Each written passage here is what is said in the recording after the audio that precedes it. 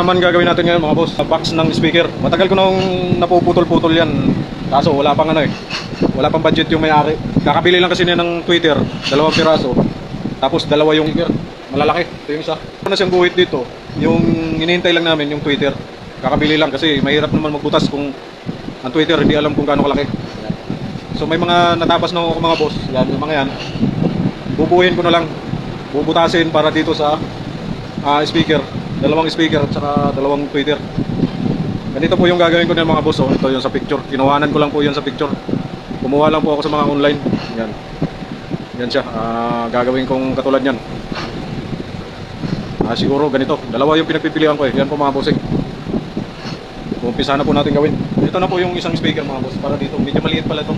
Ito medyo malaki. Yan. Ito po yung bilog niya.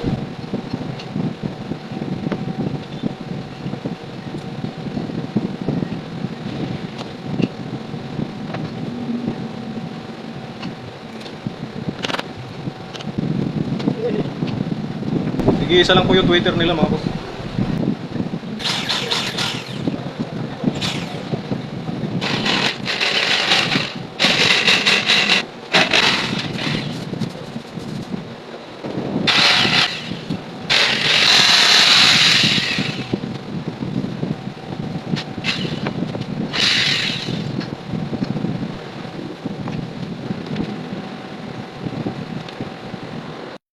Na tayo mga bossing sa gagawin kong speaker box. Ito. Bubuhin ko na lang mamaya. Unahin ko muna yung Formica. Ito, nalagyan ko na ng rugby. Ayan. Ito naman.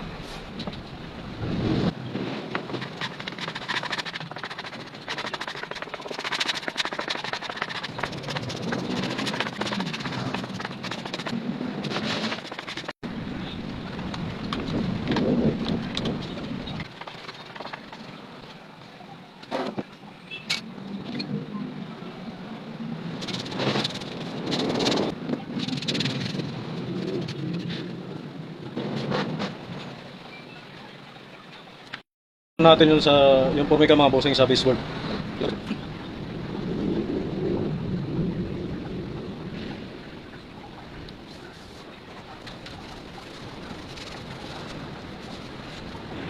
Susunod naman natin yung sa ibabaw mga boss. Lalagyan lang po natin ng kalang para hindi po kagad dumikit, para maiayos natin pagkalagay yung Formica. So ganito lang po yun mga boss. Ito ilalagay ko po ito.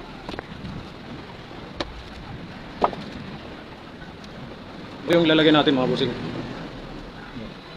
May rugby na po yan.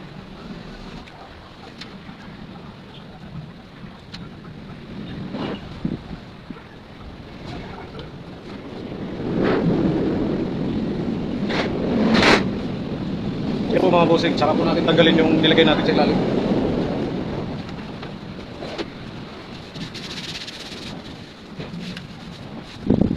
Ganyan lang po pagkakabit ng Formica mga bossing.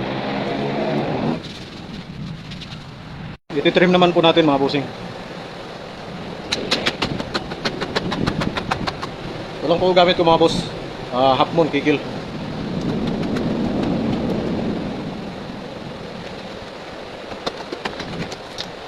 Kailangan po kasi yung mga bossing step by step kasi yung plywood natin wala pong laminated. Kung sa baga Formica po dinidikit. May lalagay po kasi tayo dito sidings. Kaya pauli na natin yung Formica dito pag ganun kasi yun.